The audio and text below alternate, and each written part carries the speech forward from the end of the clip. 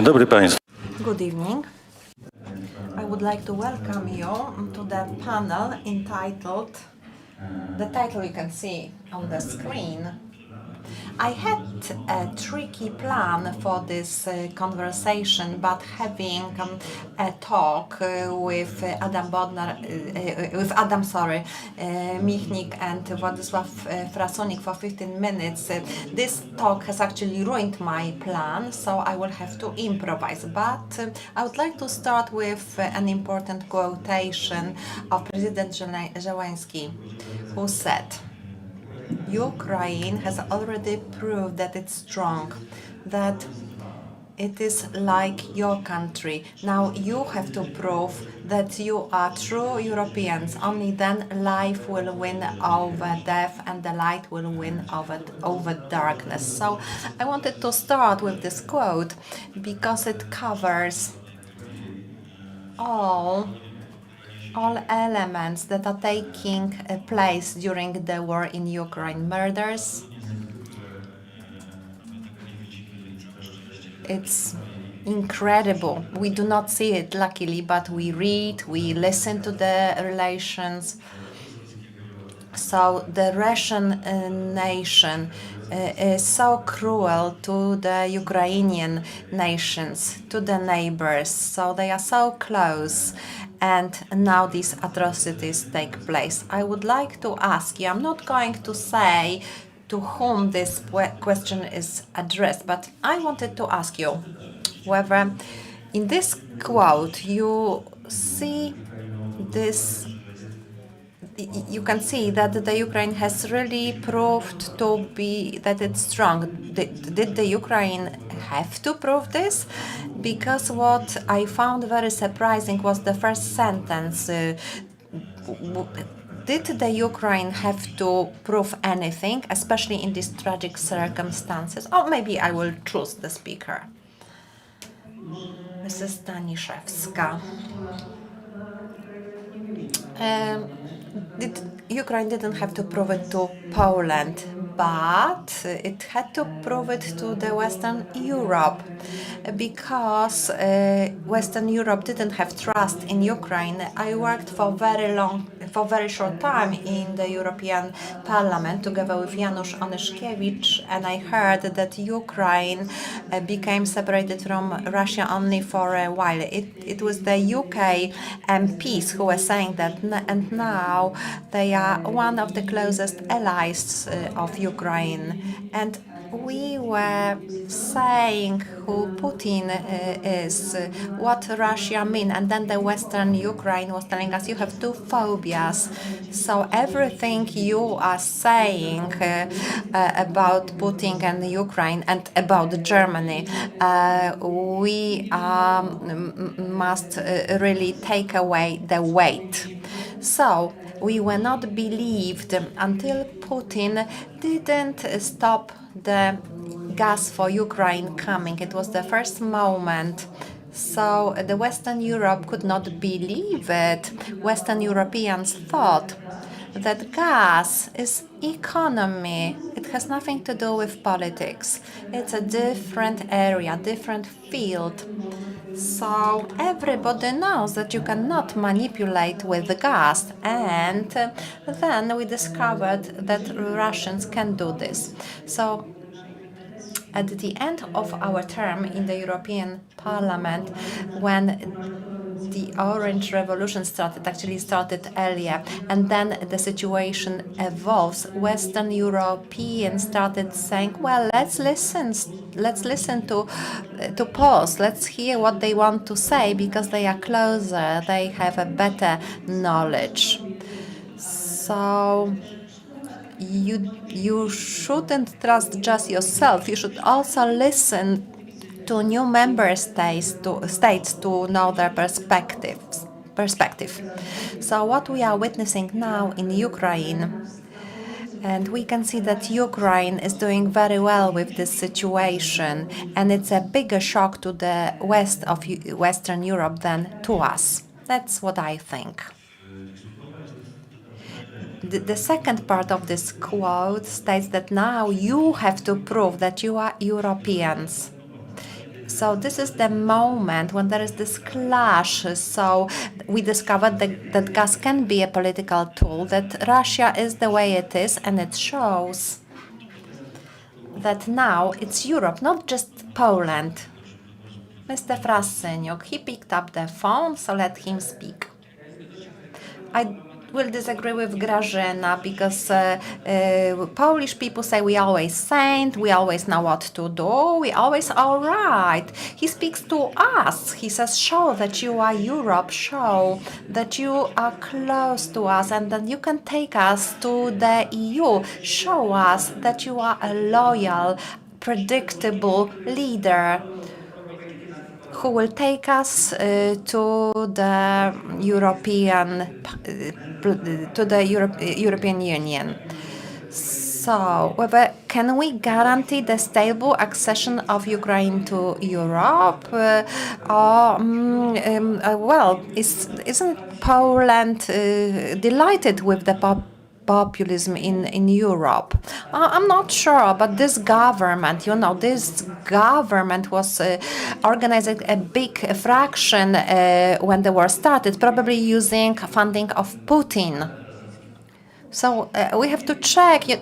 I don't know whether the government, which is now again flirting with Orban, who is hoping for the Italian fraction, who hopefully looks at the Scandinavian changes in their politics. I don't know whether these words are not also addressed to Poland. We can say, yeah, okay, Polish society approved the right society. Even the government has done the good job, although I do not like this government, and hopefully we won't have it for much longer.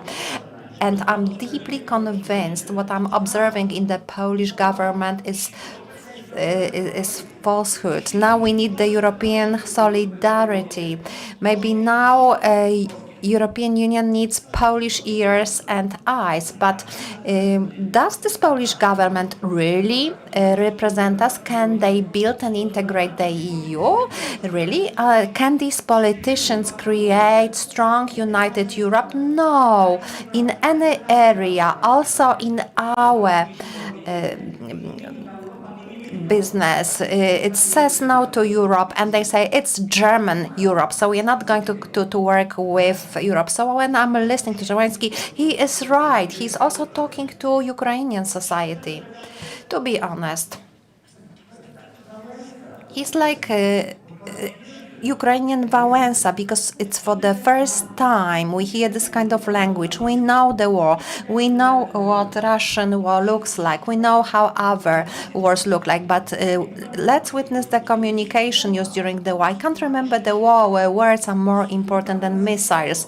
Zelensky's voice, the men who didn't have the US weapons were stronger than the missiles he received with delay. I think what is phenomenal in Ukraine is the way they communicate, how Zelensky talks to his own society and the rest of the world, and I really admire him. But let's not be disillusioned. He is building the civil society. He is searching for friends in the EU, friends who, like our friends who helped us 30 years ago with this process. That's true. That's true. But there is one characteristic information we must not forget in our discussion.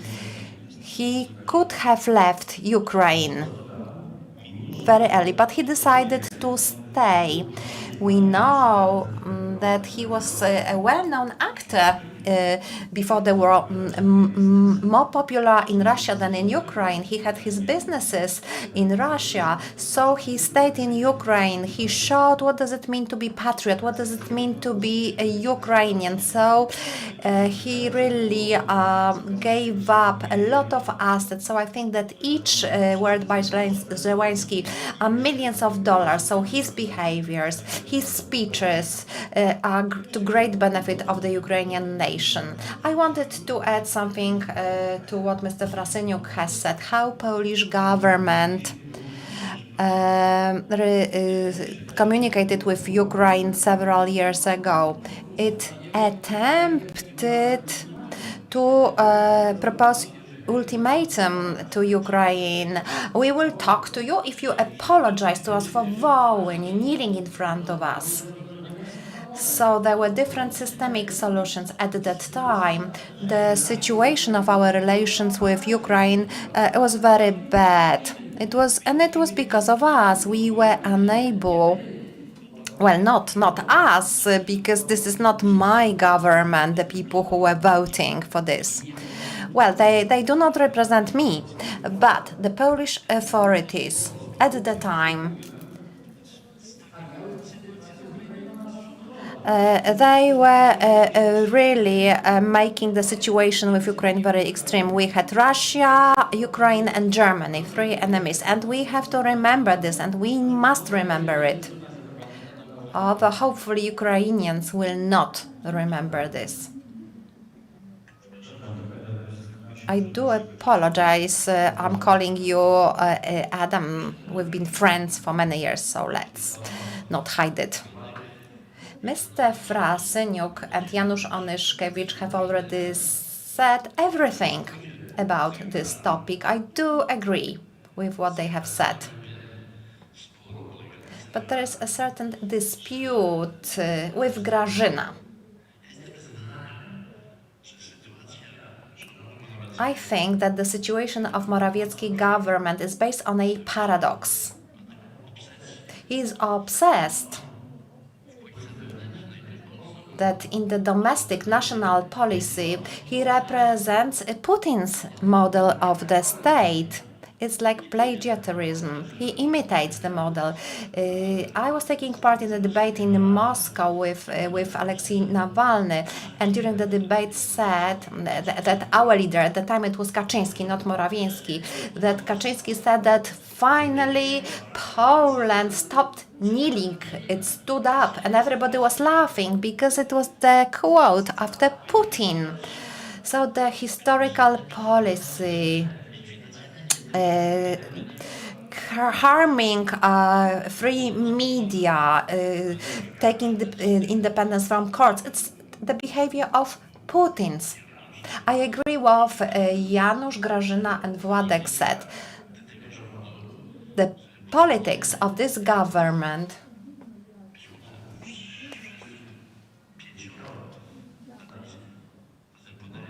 there are 5 of us on the stage, and I think that this is the worst Polish government after 1985. It harms Poland all the time. It spoils, it poisons Poland. But in relation to Ukraine, it behaved differently than Viktor Orban.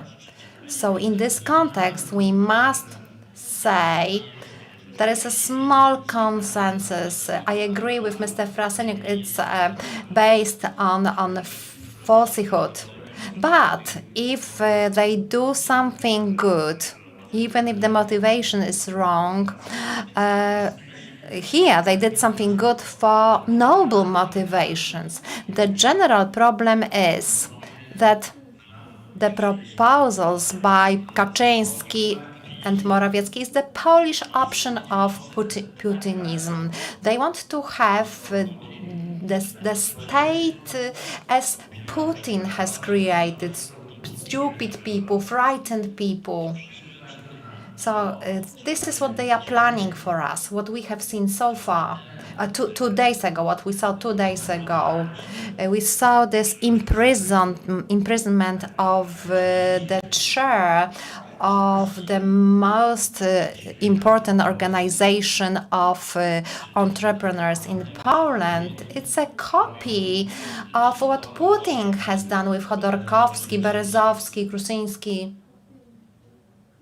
It's exactly the same. So we have to be very careful. We must not believe in any declaration of this government. Janusz is right. This government were anti-Ukrainian, and until today, it it remains silent when it's talking about its relations with Ukraine from the times before the war. So if we do not manage to get rid of this government as soon as possible, if we are not successful in changing the government during the next election, soon we will have the same country as Putin's Russia. Ja jestem głęboko przekonany, że nie musisz absolutnie. I am convinced you don't have to convince us that we need to change this government as soon as possible. I'm sure that everyone who is here during the Freedom Games, these people came here to listen to you, so I'm sure they agree with you. But this government behaved decently in one occasion. They knew how to behave at the time, but there is a question. Why did they behave like that? Because Polish people were behaving in a specific way without estimating whether it's good or not. So people were taking their private cars, they were going to the border crossing, they were taking food and other donations. So I don't know, maybe the government behaved like that because they had to. It was expected of the society. It was forced by the society. I thought that we would be talking less about Poland and the Polish government. I thought we would be talking more about Ukraine. I think that Polish society reacted like as if just like during the first solidarity movement. So it was identical behavior. Then there was the time that European Union started saying to Poland, you didn't really process your solidarity. You just used it as a bridge. That's why you have a better position and you are in the European Union. But you didn't process it. You forgot about solidarity. So we heard it when that subsequent events happened, when the protests in front of the courts were diminishing, and then we discovered that at this stage of the war, because I would like to say that the war started in 2014, and many Poles and many people have helped Ukraine since 2014, not since February 2022. So, after the 24th of February, it was our DNA, the gene of Polish solidarity,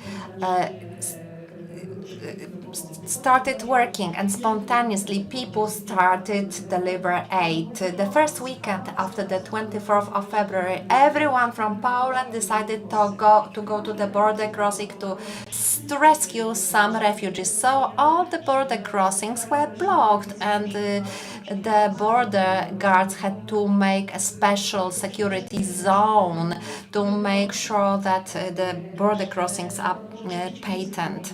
So it was incredible. I'm sure that the Polish government, when they saw it, and when they also saw the response of their followers, they reacted the way they reacted, and I'm really happy about this. I'm very happy that there's at least one moment where we can do some things together.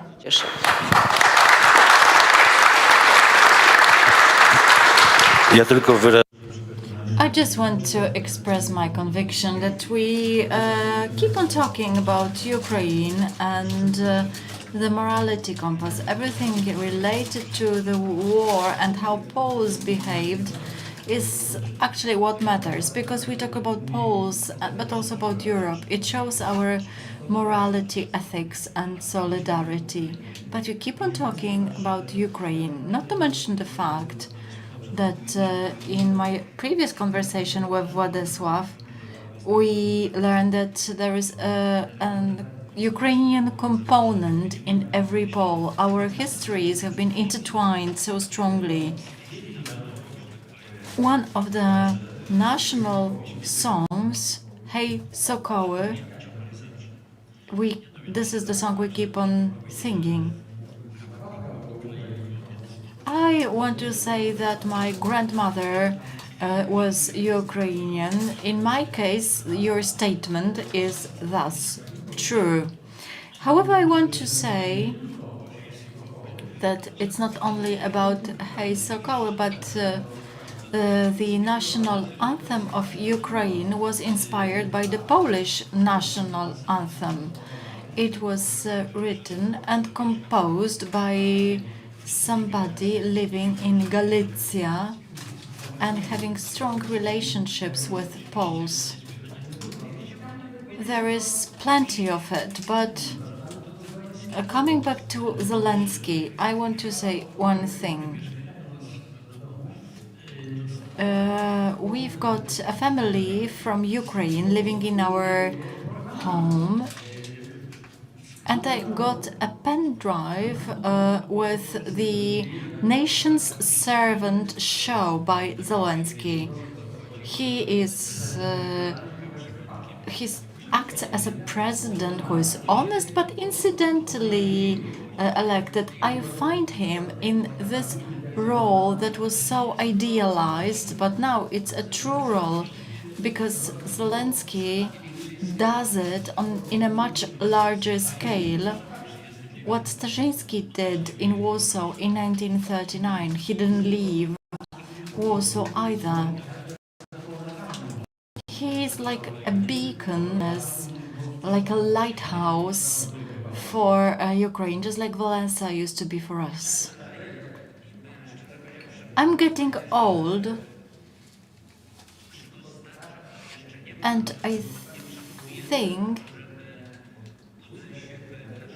that whenever I wake up and hear about the solidarity gene, that it survived, that the Polish civic society was so excellent, that's not true. I don't agree with Janusz. It's our fault, it's my fault that the law and justice rules. Kaczynski didn't buy it in the street market. We made the mistake.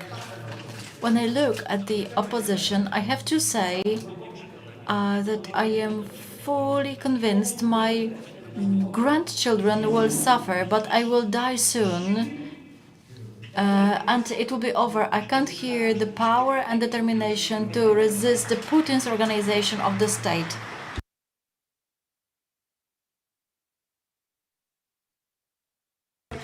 Yesterday, I heard that local governments are the hope of the Polish society. This is the local government that could not say no to Morawiecki because of coal.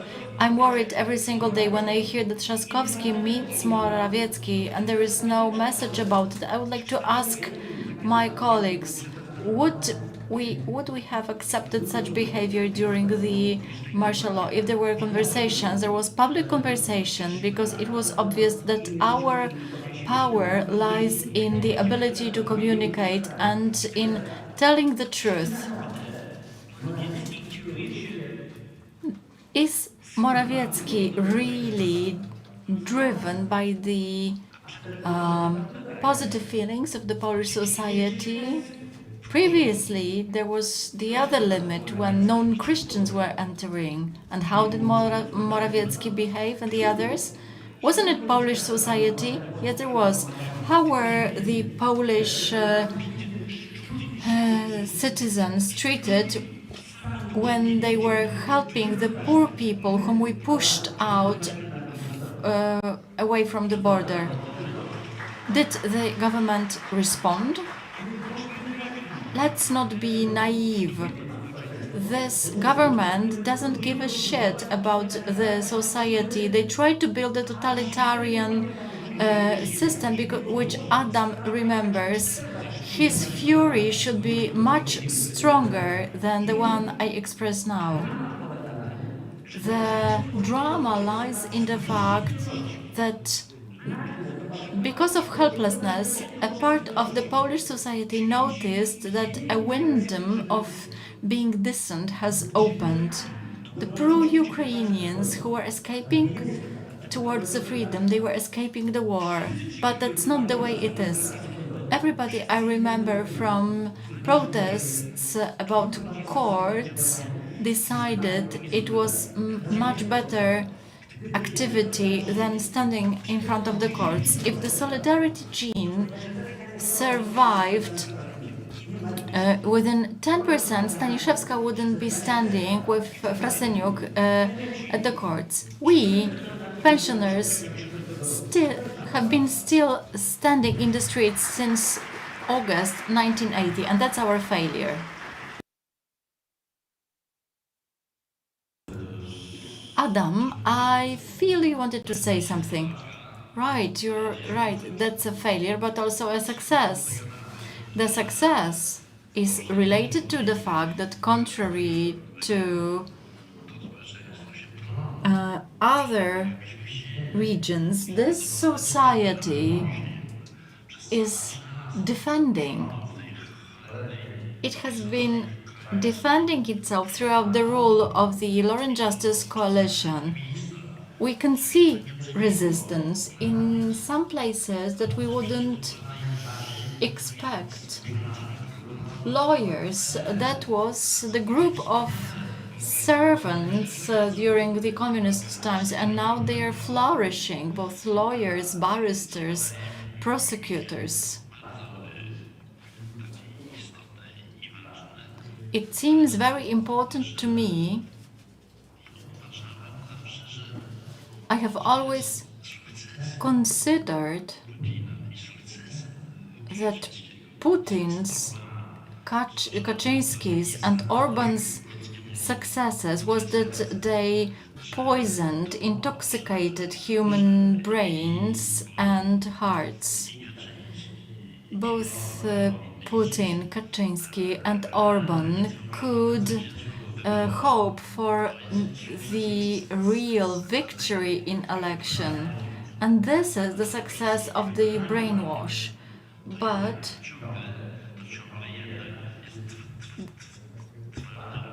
there is still strong resistance.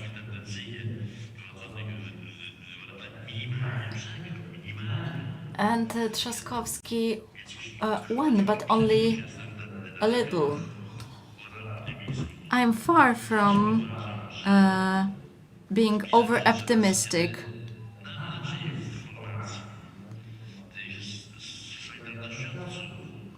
But first, we talked about people from Solidarity. Then the heroes from the Liberty Union.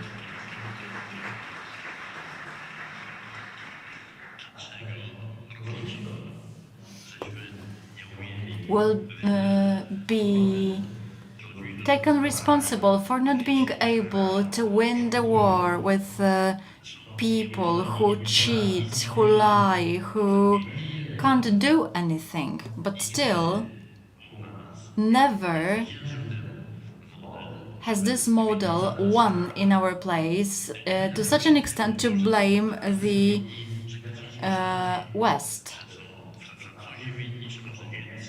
We don't say that these are the French, the Germans to be blamed for the fact that Kaczynski has won. I agree with what Mirek and Grażyna said. Our opposition elites stand out with our decency. Eva Kopacz said, we won't say that the election was falsified. This is what divides Poland. Those who use cynical rhetorics, but we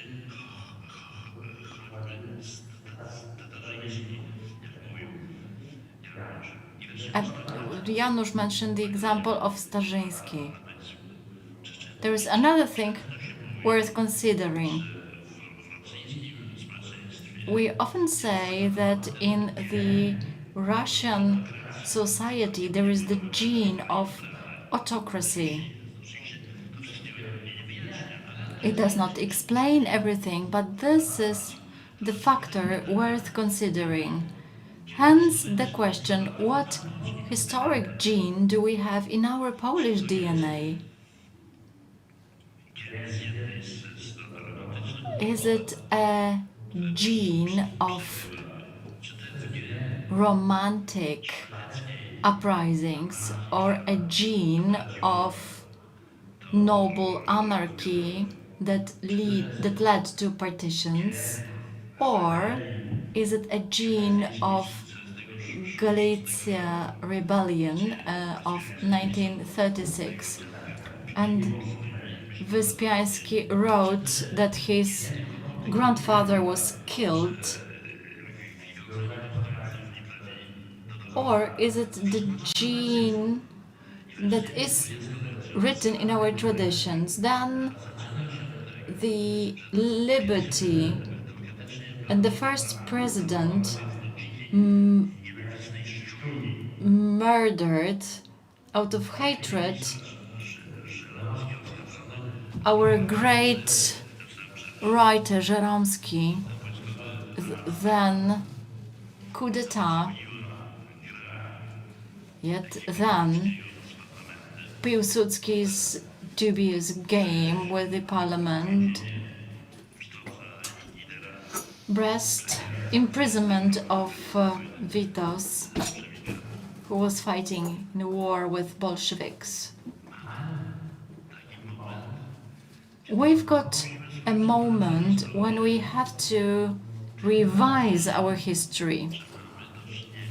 It is even more important because we deal with the historical policy of the so-called positive change. These are the people who want to erase Lech Wałęsa from the history of solidarity. This is the achievement like the one of Stalin, who removed other leaders from photos. Shortly speaking, I am a bit more positive than Władek, but only a bit. And I think we've got all data as the society which decided to rebel, which doesn't want to be the servant of law and justice. And I don't know if Trzaskowski should meet Morawiecki or not. I don't know the context. You don't know the context either. Let's give up such attacks. Yesterday I was listening to Szymon Hołownia. I don't know whether it was simply populistic or just sharing his mindset. He said that we shouldn't bite one another. Only this way will we regain Poland, if we stand together.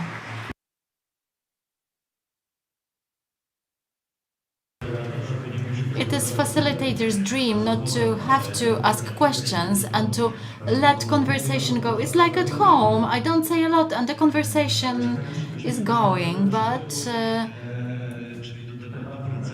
ad rem, coming back to the essence, the moral compass, and Ukraine. I would like to come back to it. I will tell you an anecdote. I left the prison, and at my mom's home there was a note from Professor Geremek. Władek, remember not to comment anything before you meet me. I was flabbergasted.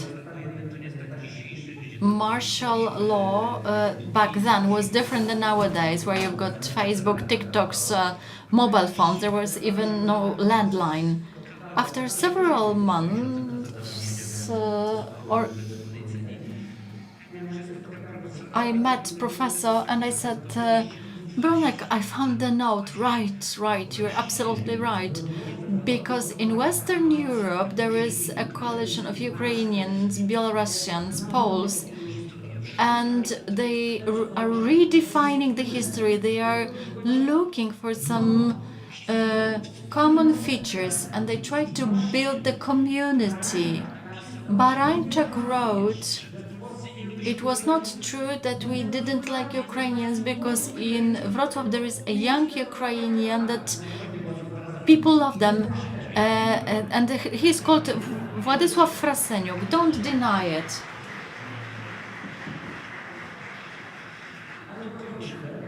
But let me finish.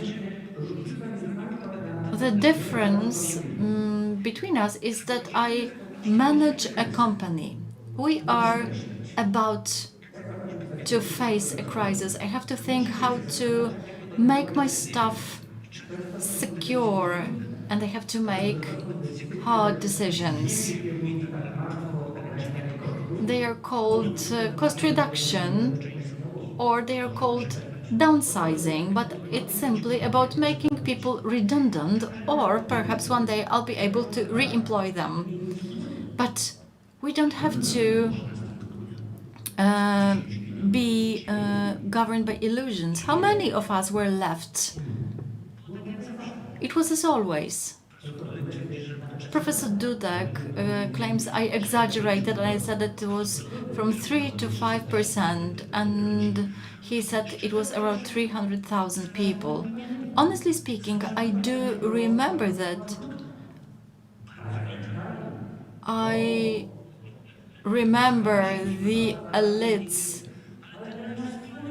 but our common court case is something that young people should remember. They had nothing against Michnik and nothing against Frasyniuk. They had Bogdan Lis, who was asked by Wałęsa to talk to government representatives and was recorded. The unfortunate tape was the element of accusing us. Were we furious? No, because we knew what he had been talking about, and Lech Wałęsa informed us about it. When Adam says, I don't know the context of the meeting, I don't know either, but I'm simply worried that the leader keeps silent about the meeting with Morawiecki. I'm worried that Polish representatives of local governments don't know the word no when it comes to coal. Experts say we'll miss 4 million tons of coal. Who'll be responsible for it? It would take long months to explain that the government is to blame. Who is our first point of contact? Mayors of cities. I don't understand this politics, soft politics. In our times, when you were soft, you had problems in prison. You have to be tough, you have to be strong. We've got a war for values in Poland, for democracy, for respect to another person. We've got racism. We've got imprisonment, like in a totalitarian regime. Communists were doing in a better way than the current government does. Such enchantments saying as, bite your tongue and wait for victory, I can't wait. The curse of my generation is the word hope. Today I hear the word hope reverberated. Perhaps the president will be decent. Hope. Perhaps the president's wife will behave in a decent way. She's a teacher. Hope. Perhaps we'll win the election. Hope. I'm waiting for somebody to do something for me. I don't rely on hope. In my opinion, the problem of contemporary Poland and the younger generation in politics is that we are victims of all rebellions that failed. When Frasyniuk says, don't be afraid, they say, no, we are the ones who are beaten and we are not the ones who beat. I don't pretend that it should be in a different way. there is war and you need to be tough. Bardzo proszę.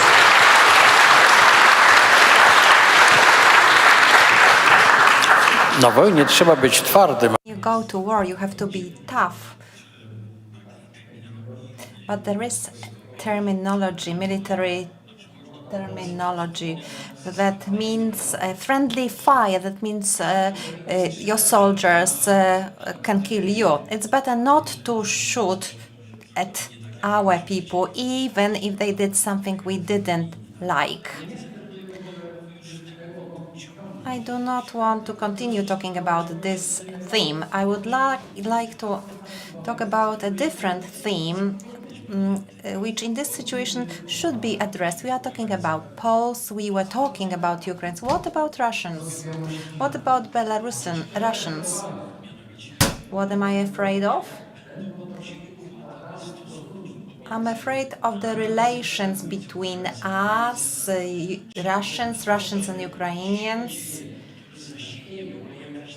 Maybe the war will provide evil seeds, and later on it will be very hard to live, because Russians will not move to Madagascar, they will stay here.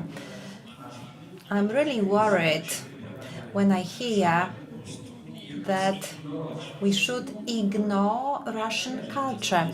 I know that Dostoevsky, when his his attitude to Poles was not very good, the same about Pushkin, but it doesn't mean that we shouldn't read Dostoevsky or listen to Tchaikovsky. So there is this moral problem, how to deal with Russians after the war, how to deal with the Belarusians who are behaving at least differently than Russians. So this is the problem we will have to face, and Ukrainians in particular, they will have to face it, and we will have to help them.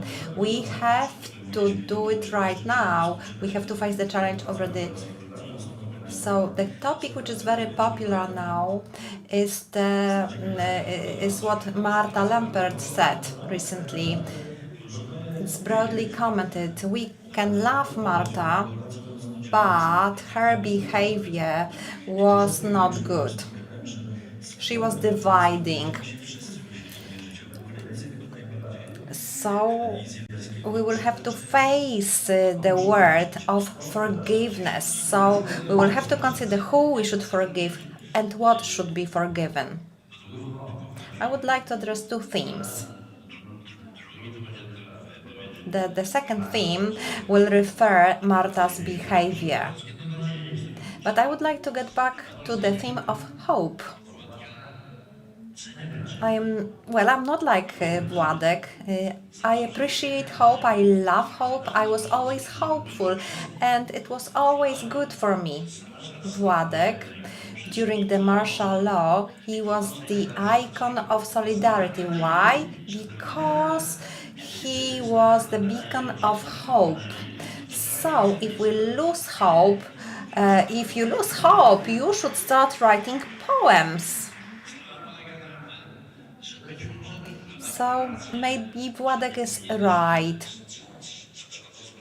Maybe Trzaskowski shouldn't meet with Morawiecki. Maybe he's right or not. I don't know the details, but I know it's not the war. Putin fights the war. You are right about Putin. He cannot win this war. Saying that Putin will win, it will be a loss to the world. We have to do anything to make sure that Putin will lose the war. If we talk about moral compass, I have a colleague, a journalist who is a lefty, and he thinks I'm a rotten Democrat, and he says, I had to tell him that my pacifism has to be, I have to get rid of it. We have to shoot to Putin. Janusz mentioned, and Mirek also mentioned it. We don't want Russophobia, nationalism. Solidarity used to be very patriotic, very national. The symbol of solidarity, is it me? Oh, it's not you, it's someone else who's calling you.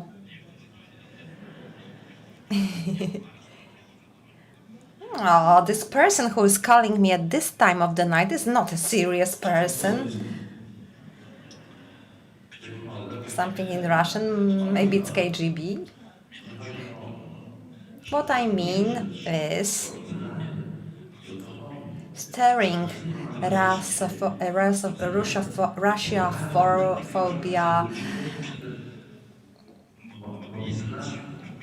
hatred towards Russians who running away from the military army mobilization. Oh, maybe they did it for the convenience, for opportunism, but they didn't want to open fire to Ukrainians as the Russian army. They didn't want to take place in this dreadful aggression and invasion.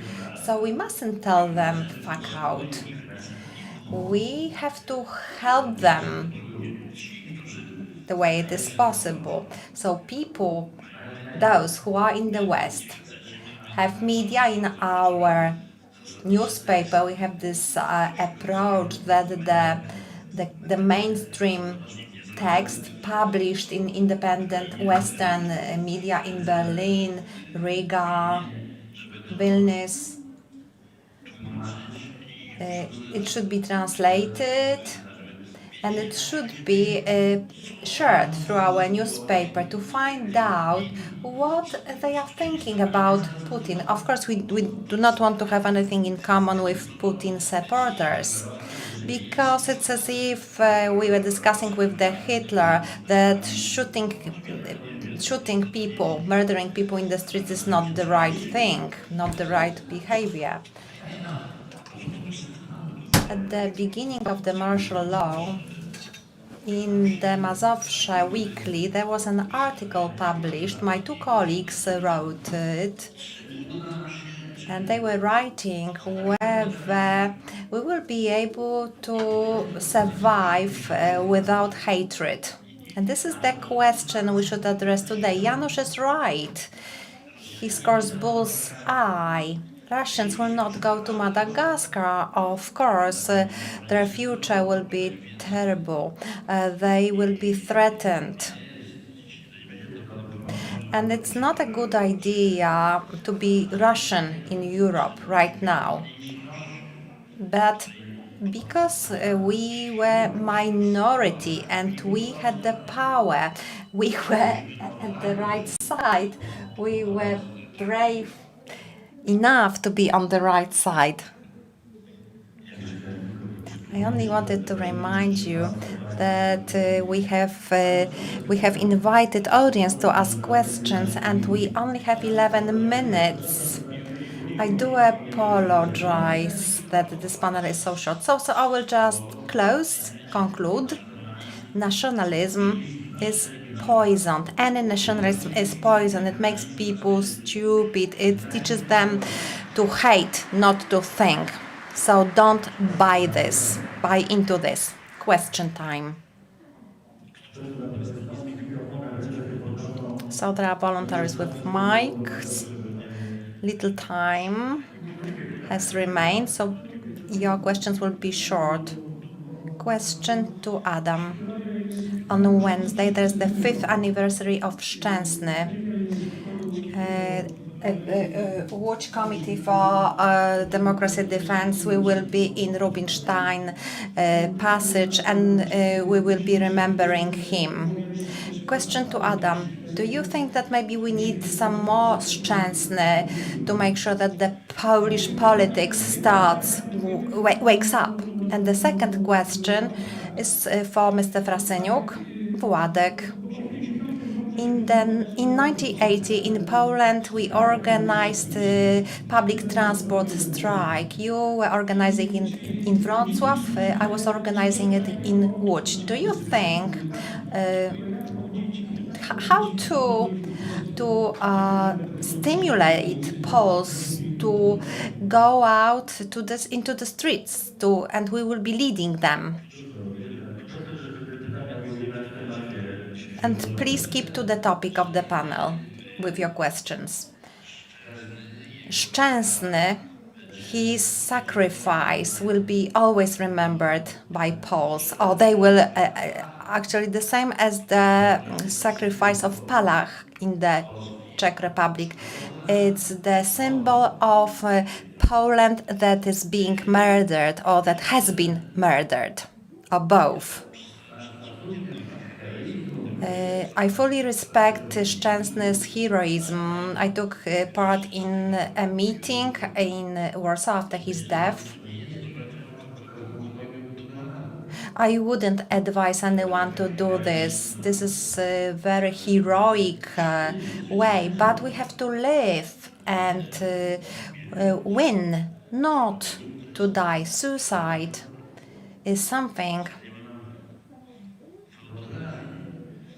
My imagination is not wide enough, but I can imagine such situation if I do not kill myself, it will lead misfortune of many people. So it was an act of self-defense and defense of other people. But please remember, we have to live for Poland.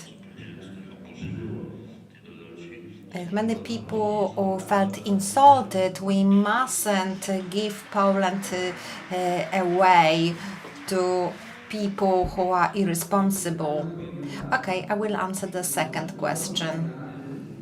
I am speaking like this. I want to have all the leaders to communicate that there will be no joint list. Tusk, Czarzasty, Hołownia, Zandberg, they said that there won't be the joint list. To be honest, are we pretending? Do we pretend that we won't do this, that we will keep silent? Are we going to have the next term of office of the man who says that Polish universities should be like universities in the Middle Ages?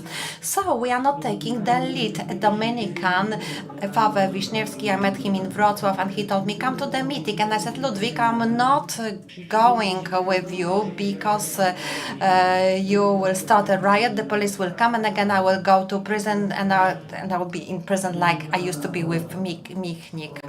So it was a disease. It was the disease of youth. So we will not lead this rebellion. The only thing we can do, we can convince people about the values they should support publicly. We should convince people that it's not worth keeping silent. These two generations after World War II have left a simple last will. An elementary school student can learn it by heart. Don't be afraid. Don't be neutral. It's not enough. The history of solidarity showed don't be afraid. And then we can hope for success. It's a very important debate we are having. We are talking about all these threats, about these nationalisms. Are we able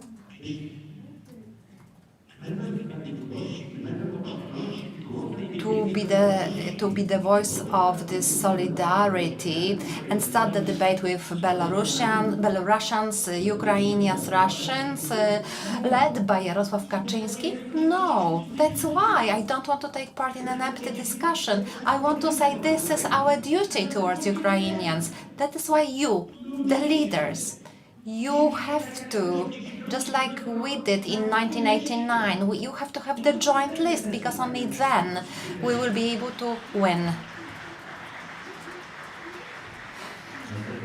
Next question.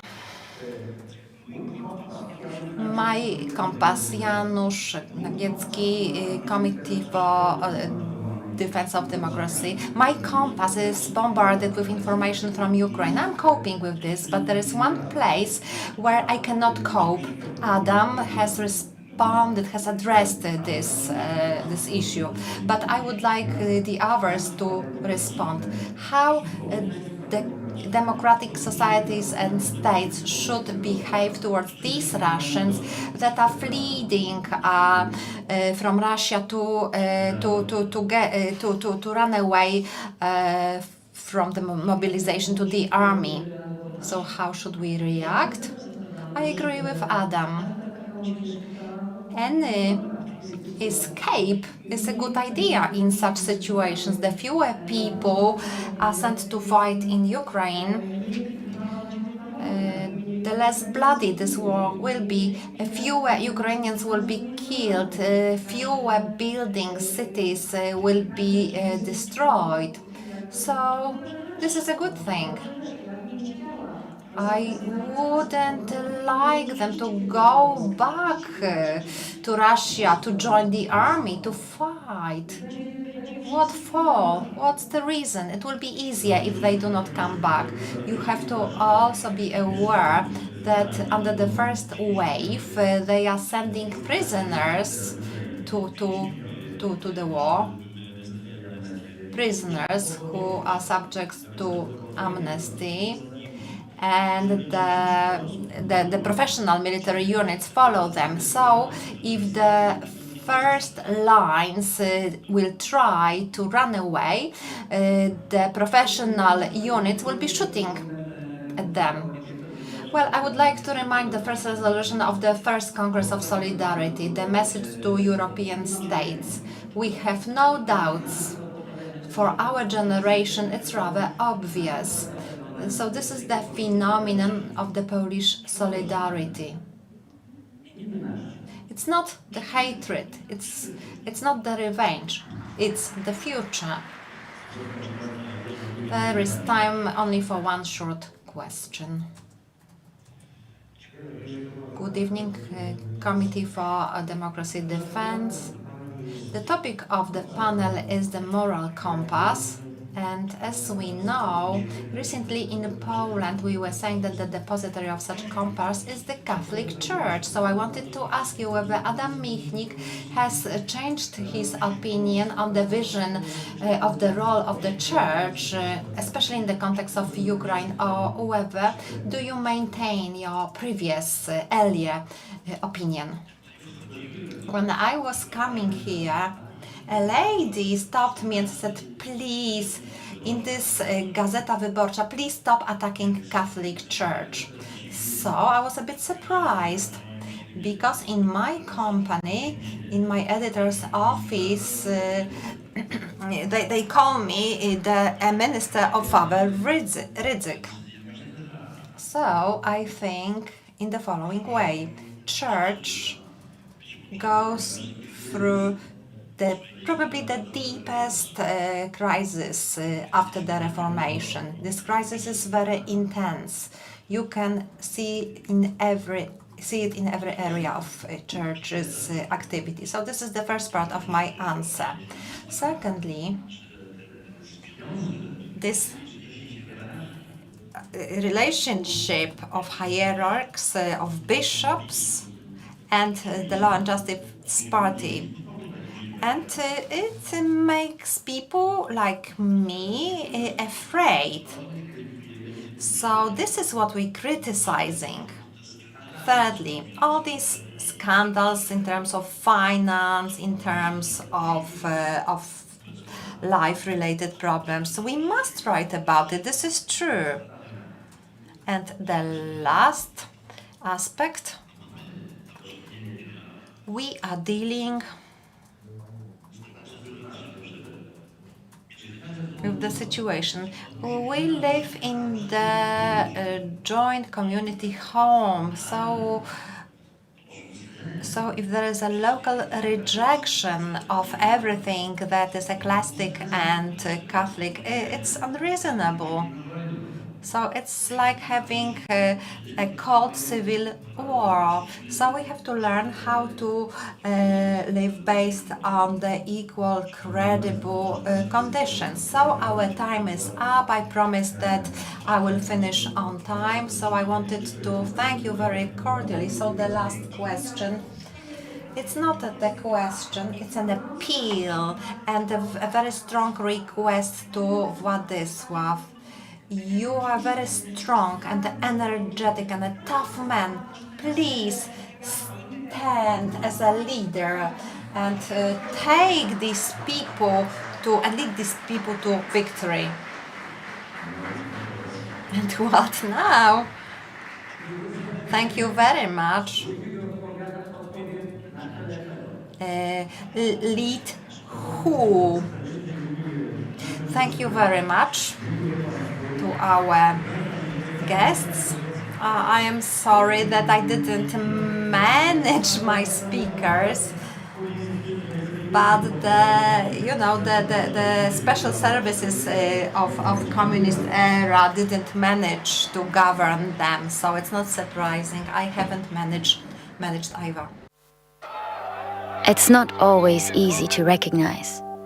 It may look like this, or like this. It may be a burden, but it is a responsibility that we embrace nonetheless. But if it means this for one person and this for someone else, maybe it ultimately means being there for one another. It isn't handed to us, but we know where to find it and how it feels, how it tastes, and what it sounds like when we finally have it. It means different things to different people, but for many, it means everything. And if we all fight for it, it will eventually bring us together. Ihre Ausreise.